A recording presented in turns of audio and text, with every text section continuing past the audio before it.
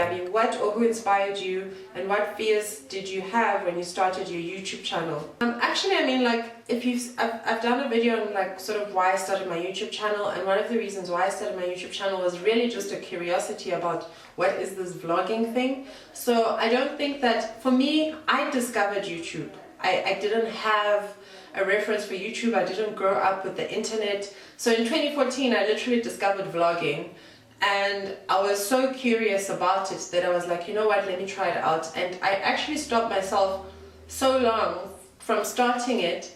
And then when I did start it, I actually started it at midnight with this crappy phone, like crappy phone. You can't hear the volume. The video is still up if you want to take a look at it. I'll post it up here. But I mean, I started it literally, I had gone to bed. It was niggling me, and I was like, you know what? Let me just do it. So my inspiration really was more of a curiosity than anything else. When I started, like right now, if you're on YouTube, you will see that there is really like a choice of YouTubers that you can choose from. When I started YouTube in 2015, there was literally, and I'm talking about people who are posting regularly, there'd been people who had posted like a year ago, a month ago, and had like posted 2 videos and had stopped posting. There was like a handful at most, okay, well, I exaggerate, but there was a handful at most of people who were like posting regularly, and I was like part of that like, so I can't say that I had inspiration because there was nobody else doing it other than that handful of people. And those people you found because you went looking for them, not that they were just like all over the place. YouTube was still sending you all American people to like watch. They were not sending South Africans. Your feed was not being filled with like South African people or Swazi people or African people. It was being filled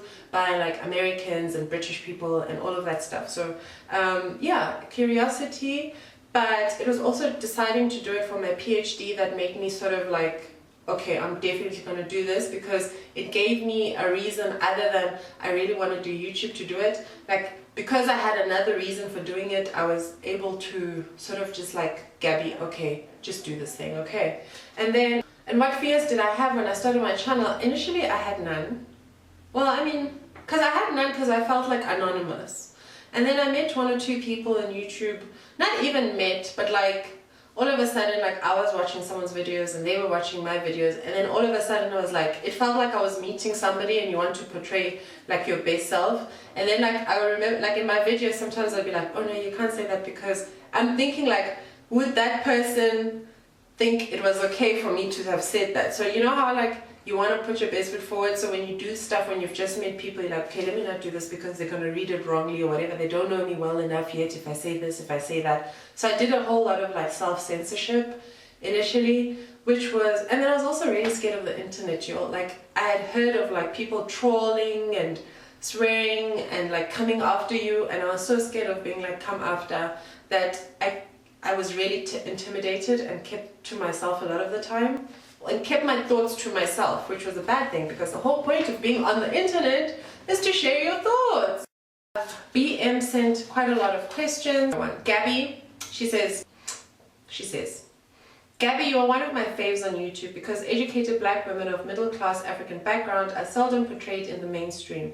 It is as if we don't exist. So I always gravitate towards channels such as yours. So now please excuse me as I proceed to descend upon your comment section with a barrage of questions. LOL. Some are more of video requests than questions. Okay. Alright. I think it is important to have representation of all sectors of society, of all sectors, of all kinds of blackness, of all kinds of femininity, of womanness, of manness, of queerness, of all things. We should have that represented and easily available for us to access in our daily lives. I think that that's really important. So, okay, what are the differences between living in SD or RSA? Which do you prefer? What do you see yourself settling permanently and why? I've already probably answered the question of settling permanently and why. I mean, I'm open to the idea of not necessarily spending a full year in Swaziland, but I would like to have some really deep roots in Swaziland. And the reason why, other than the family, which is I've just spoken about now, is Swaziland is really chilled, y'all. Like, you guys, you don't understand. Like, if you're like fast-paced life and that kind of stuff, then maybe Johannesburg is your vibe. But Swaziland is really, really, really chilled out. It's really comfortable. People there are really calm. I don't want to say friendly, because friendly can be misconstrued as like, you know, yeah, because Swazis can be like really hardcore harsh. You've never met a nation of people that can swear as much as Swazis can swear. So, but it's really laid back. Swazi people are really calm. Swazi people are very confident in themselves. They're very secure in themselves. Swaziland is a very easy city to navigate. People still know people, so it's very familiar. It's got very like homely feeling vibes. So yeah, whereas South Africa is, I remember when I first came to South Africa, I was like, South Africa is the place to be. I want to live here. I want to stay here. And I'm tired. It's so fast. It's so keep on your toes. Maybe it's also, this is where I adult, whereas when I go to Swaziland, it's where I go to chill. So it also has that sort of like, just I need to be on my toes, I need to be making things happen, I need to be just like, you know, like, and if I'm not making moves or seem to be making moves or this or that, then like I'm useless, and I don't know how I feel about that. Okay, once you spoke about being dumped by babe before going to bushfire, please do a story time or dating mishaps. I don't think you've ever done a story time, and I think you'd be good at it because you're naturally funny. Oh my god. I don't have that many dating mishap story times actually. I have had really easy breakups. I've only had maybe 2 really bad breakups, but most of my breakups have been easy, like in terms of like nothing was thrown, nothing was broken, there was no like drama and you know, those kinds of things. But I've had like 2 breakups that have been like, okay, like, yeah, touch tender. So I might do a story time. That bushfire one was not one of them. That was an easy breakup. Please do a Swazi tag. Please do it with Ocean because she's hilarious. Okay, I'm not sure if there's a Swazi tag, but an ethnicity tag? Yeah? Okay. Okay, what are my favorite series and YouTube channels? Okay, my favorite series, I don't watch series. For a long time I didn't have a TV because I'm actually a TV junkie. I get addicted. If I start a series, I'm one of those people, like I get upset between like days, between this Wednesday and next Wednesday when it has to come on, like I can't function. I get completely and utterly immersed in it. So I don't series anymore. I've just had to figure out that my chronic is chronic. So I don't watch series, or I've promised myself that I am not going to get series or anything like that until my PhD is handed in. And what I do want to watch firstly, before anything else, is Grey's Anatomy. I've been saving Grey's Anatomy, I think now they're like 12 or 13 seasons, just like do a binge watch in 1 week. Full Grey's Anatomy. I want to do, everybody's been talking about Game of Thrones. I want to do that. And what are my favorite YouTube channels? I like anything that has to do with cleaning. I love vlogs. I absolutely love vlogs. Actually no, I'm lying. Let me just out myself. Hi, my name is Gabby, and I am a watcher of the pimple popping videos. Yes, I'm addicted to pimple popping videos. It's gross, I know, but what can one do? So that's that. I love cleaning videos, I love vlogs, and then I love like lifestyle vibe videos, and then I like makeup and hair. Who are your role models, mentors, and inspirations? The thing is, I have been really lucky. I have been really lucky in that like I've always attracted really good people. I am really, except for when I'm making decisions based on something horrible that I've made, and then I attract really horrible people. But in general, I've always attracted really good people, especially in my working career and as friends. I honestly have been really lucky with that. Currently, I mean, role models, I know everybody says their mother, but you guys, I need to tell you my mother's story so that you can understand why she is a role model. She's a woman who encompasses perseverance, motivation, she's inspiring, she's forward thinking, she is a slay queen of note. If you have seen my mother, there's a reason my daddy married my mother. I'm telling you. My sister is an incredible woman who has gone beyond even anything that anyone could ever ask for a sibling from them. If you guys don't know this, one of the reasons I'm able to do a PhD is because of my sister.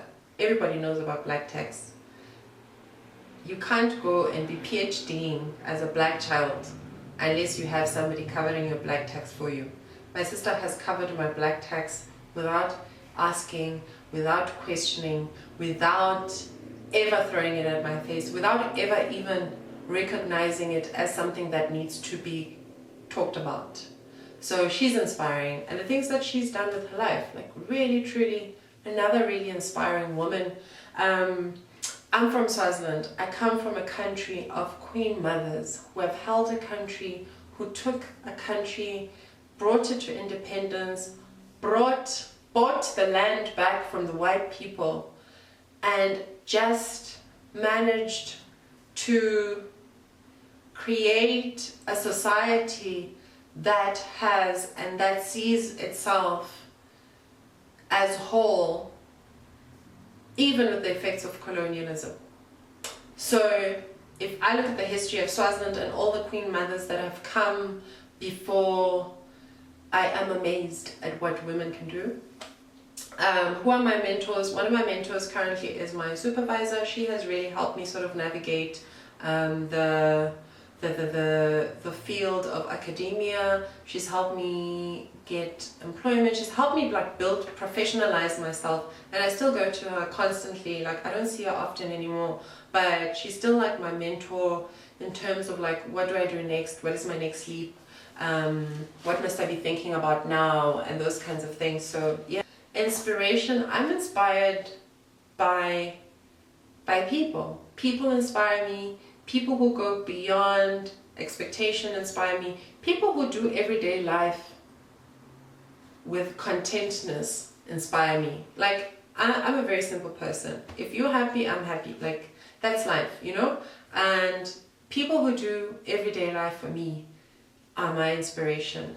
Do you have any budgeting financial tips for students who always end up with too much month at the end of the money? Okay, let me tell you what I used to do, which I still do even now come December time, because I'm still a student myself. So so I tutor part-time, and usually like during the year I have some money, but towards the end of the year, I know, for instance, I mean, tutoring ends in November, so December, January, February, March, your girl ain't getting a paycheck 4 months. So this is what you do. This is what you do, Gabsters. This is what you do.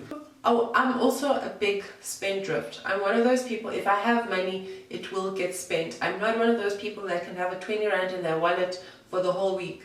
I can't have a 20 rand in my wallet for one day. Forget a full week. So I'm a spender of money. So what I do personally is that I prepay for things. So I will go to Pick n Pay and buy a gift card for 500 rand. So that come mid-month, I may not have money in my pocket, but I've got that gift card to go to Pick n Pay to buy those 2-minute noodles. So I gift card everything. I gift card Pick n Pay, I gift card Clicks, I gift card everybody. Yeah, basically what I do is I forward buy, I buy gift cards and keep my money in non-cash form.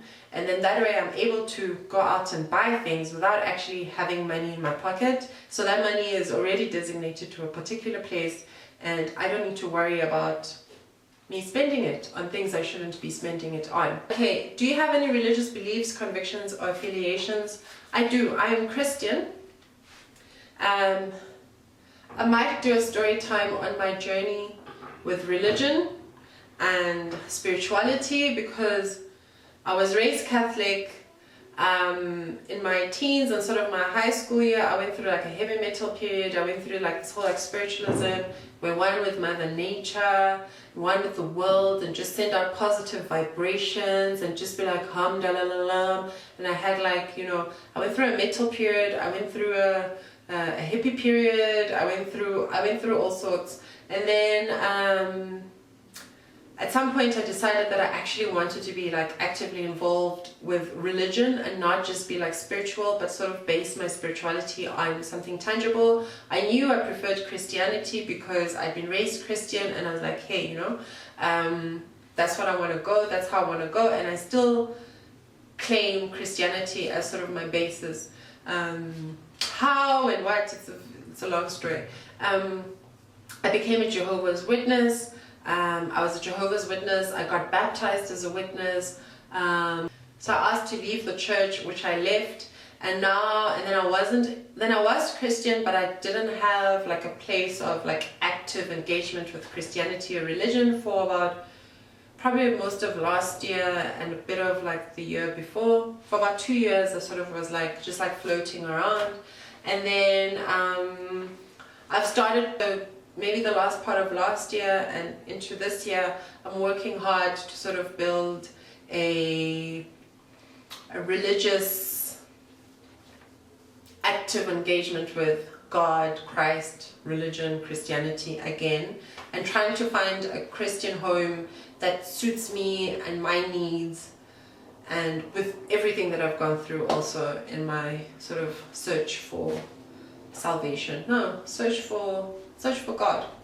May I apologize in advance if the following is too personal, inappropriate, or out of line, but I mean well. How did you heal and move forward from the loss of a sibling? Did it affect your family dynamic? I'm currently living through a loss of a loved one and it isn't easy. If this is too personal, please ignore and forgive me. No, it's not personal. It's not personal at all. I mean, I think also this is the kind of question where it really depends on where the person is in their healing post the passing, the loss of a loved one. So for me, this is 6 years, I think. So it was 2011. So it's about 6 years. So 6 years or 7 years. Oh, Gabby. So how did I heal?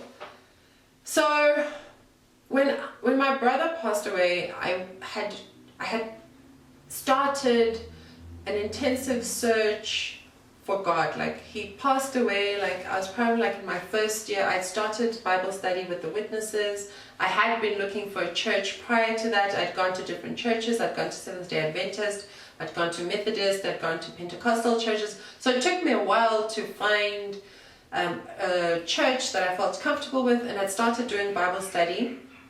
So when my brother passed away, it was still really early in my Bible study, like really early, but I did find a lot of solace in God. I did find a lot of solace in doing the Bible study, in really thinking about God, my brother, myself in relation to God, and not necessarily just focusing on the loss that I felt. I also am one of those people that emotionally, I'm not like a big shower of emotion. I can be like very like, just like, okay, my face does show emotion, but I can cut out my emotions really easily. Like, I can just be like, okay, you're not good for me. Do a cut. Every once in a while, like, I'll get that, like, and for me, that was the hard thing, is that, like, whereas people were able to express their loss, were able to, sort of be in that feeling of loss, I was, like, unable to do so. I wasn't able to express myself. I wasn't able to show the world. And sometimes I would find myself, like, walking down the street and just, like, it would hit, like it would hit, and then you sort of like have to pull yourself together because now you're in the streets. But because you keep on holding it in, it never gets a release, so it always comes out like in these really inappropriate moments where you sort of have to like pull yourself together. And I just found that, like, when I started giving myself time to grieve, to like feel the grief, but also to say to myself, it's okay, this is not the end all and the be all of my life. This is not this grief is just a part of so much more that is happening. So much more is happening. And sometimes initially the grief is everything, but give yourself give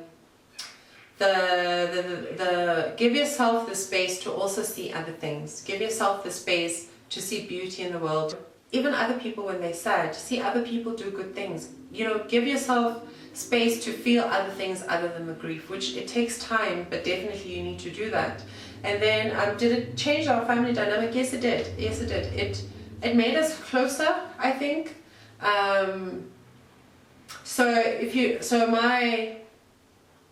So my brother was 5 years older than me, my sister was 10 years older than me, then it was my mother, and then it was my niece, my sister's child.